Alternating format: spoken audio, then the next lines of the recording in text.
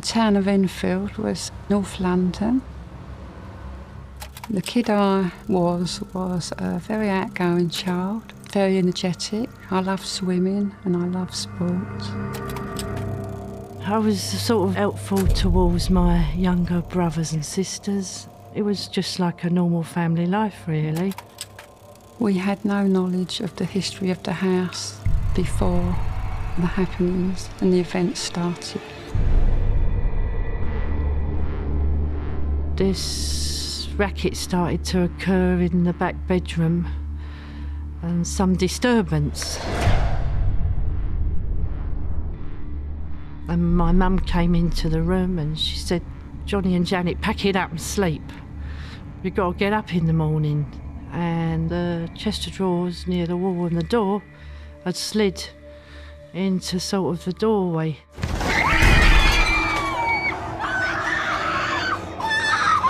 There was like incidents that happened to me, like the curtain which wrapped itself around my neck, which was quite life-threatening for me.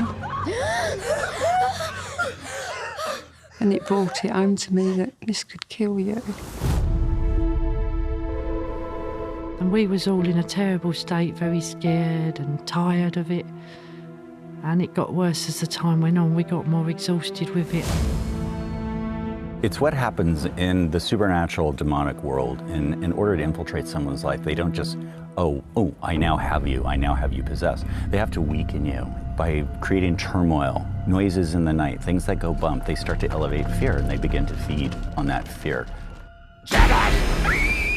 For the family, when weird things started to happen, they actually did the right thing and they called the cops. And that's how the police were involved. They came to the house, they investigated, they checked around, and sure enough, all the weird stuff that the family was saying were happening in the home actually happened to the police officers. This chair in the corner sort of shot forward about a metre in front of them on its own. And she sort of went like that, the policewoman, and she sort of looked in disbelief and was looking to see something was attached to it and one of us might be playing a joke on her, and maybe that's the sort of look she gave. When you read their interviews, it's like they could not get out of there fast enough. My neighbour called the newspaper. We didn't know what else to do, I suppose, like in desperation for some sort of help. The chap on the news desk, being a bit sceptical, obviously didn't believe her at all. The newspaper thought my neighbour was drunk. They don't come across this every day, do they?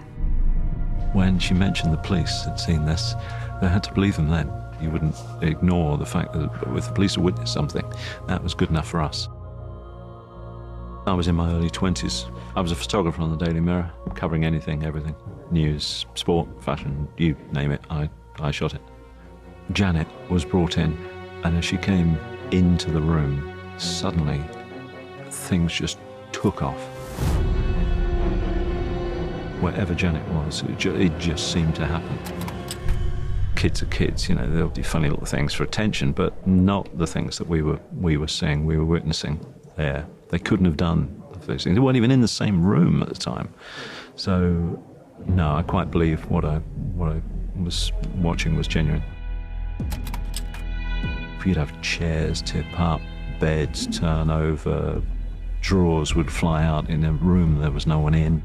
Oh my God, the levitation of those girls. They would levitate. I remember being pulled from my bed. I felt like a cold hand feeling and pushed up into the air. It was like a force, and I was screaming. And they'd levitate, crisscross in the air. The shot of Janet levitating was done with a cable running down to where I was, down in the main sort of living room. She was up in the bedroom. We had a camera set up in the corner, motor driven, with stroboscopic flash. I wasn't in the room at the time. I didn't see this until the following day when we process films and have a look. So that came as a real surprise to everyone, that we knew that she was falling out of bed. We could hear the bang on the floor. We could hear her scream. We knew what was going on. We only had Janet's word for it. But then the following day we'd look at the pictures. That would prove it. It became, over the months, a bit of everyday life, which was quite bad. But before that, I certainly thought that ghosts were ghost stories and they were all fictitious. We realised that we had to get other people involved, i.e. the Society for Psychical Research, who look into these things. And that's when people like Maurice Grosse were involved, and they were the, quotes, professionals.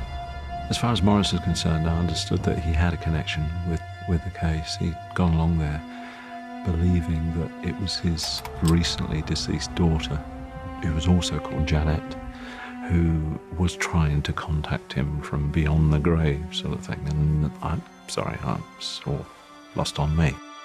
Janet, are you all right? This voice channeled towards Janet's direction, and we looked at her face, but her mouth wasn't moving. Ed, no. Hold your leg on me, Uncle Ed. No, give me. No, I don't want to. No. Yeah, I'll do it. Ed, don't hold a lower. I think people thought at first that I was doing it deliberately. So tests were done. Mr. Grosse filled her mouth up with water when we all was watching, and the voice was still talking. And Mr. Grosse asked him, "Where are you from?" I come from the grave.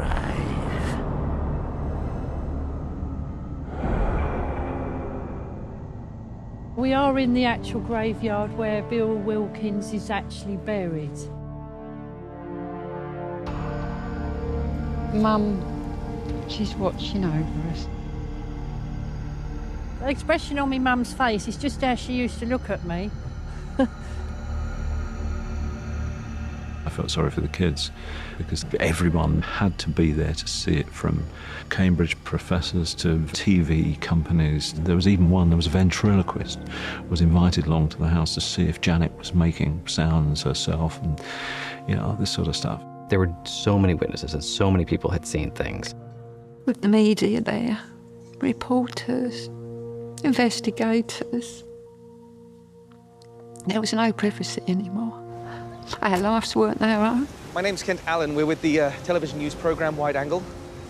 I was hoping to have a word with you about the disturbance. This family became minor celebrities at the time, and this wasn't just a family off by themselves, off in the woods with nobody around. This was a council house in the middle of London. It is the house that you would never think that was haunted, and inside were these people living this nightmare. There was a buzz that went around that Ed and Lorraine were coming over from the States to witness, you know, what was happening in the house. I remember that everyone thought, wow, this is fantastic, you know, this is really interesting that someone's going to, you know, really bothered to do so much, to come so far. I've done research all over the world. I never charged for anything I did. What happened wasn't good. I needed to help them. When Ed and Lorraine come to the house, to me it felt like some sort of comfort had arrived for the first time. Ed and Lorraine exemplify, especially in the 70s, your neighborhoods, you know, how people weren't so afraid to help each other. You just did it because it was the right thing to do. Lorraine has cited this particular case as being one of the most terrifying of her career. What's your name? I never thought anything like that would happen to me. She said, there's definitely some spirit here. And she said, I feel it's not always good. And she said, I wouldn't say it was very evil, but she said, I'm very worried about it. Lorraine has always said to me, she goes, I know that this gig is ordained. You know, it was meant to be, and like it or not, you know, I gird up. And despite the fear and despite the weariness, there was never any doubt for her. You can see it's the house, there's no doubt about it. We had Margaret and Janet come back and visit us while we were shooting. This is my mother's bedroom. She always had a chair in the corner here, but it's very much like her room was. Oh, Wow, this was This is a recreation of the room. My sister slept on It really brings back memories. It was the first time they had seen Lorraine, who was on set the same day, in 38 years. This is Margaret and Janet. Oh my God! Oh, lovely to see you. We've seen you in the films as well. In the other films, I watched you. You were kids. I know. We never forgot that. Thank you. It was an extremely emotional reunion for all of them because they remember Lorraine and Ed so fondly and how they had truly tried to help the Hodgson family, not just with the supernatural elements, but just help them as a family. Out of their repertoire of cases that they've investigated of their lifetime, this is one of their most interesting ones. Because of the nature of it, the Hodgson family have their fair shares of fans and skeptics. Our principal characters here are all children, and children can be very ingenious pranksters. Nita Gregory, I've always despised her and resented her because she said it was a complete fake. My girl didn't make this up. What? No, but I've seen things. She was caught red-handed faking an event. Obviously, this family, if it was a hoax or not, was in great distress, okay? I think that we can agree on. And whatever the reason, like, I can totally respect that and be like, I'm so sorry that for whatever reason you felt this way and this kind of stuff was happening. No one could fake something like that. They'd have to be a very good 11-year-old actor. This is my house. No, it's not. And there is that question of, did something really happen or not? There are a lot of believers that really believe something did happen, and there's some people that feel that the girls were putting something on. But there is enough evidence that's irrefutable that makes us feel like something was really strongly going on there. Don't you see it? See what? I don't think I'll ever be able to put a closure on it because the memories will always be there. It will never go. It's had such a big impact on my childhood. At the end of the day, it didn't just taper off. It burns itself out. You know, it gets to the point where things weren't happening. So just ended up as a complete mystery as it started. I'm very grateful for giving us the chance to tell our true story.